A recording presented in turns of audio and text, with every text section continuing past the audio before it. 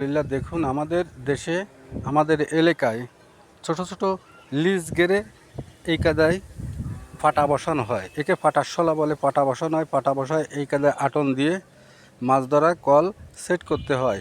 কারণ এর ভিতর চিংড়ি মাছ, কাঁকড়া, বাগদা চিংড়ি, বিভিন্ন ধরনের বেলে মাছ এর ভিতর আটকা পড়ে।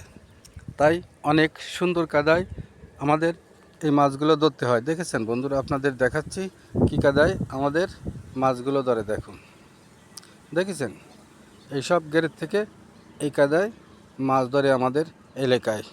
মাছগুলো ধরে নিয়ে সকালে বাজারে বিক্রি করা হয়, অনেক মূল্য পাওয়া যায়, অনেক সুন্দর।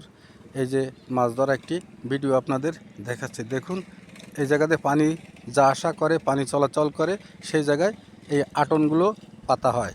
পাতলি মাছের ভিতর নিশ খালি খালি যায়, সেই মাছগুলো ধরে বেচা কিনা করতে আমাদের অনেক সুবিধা হয়।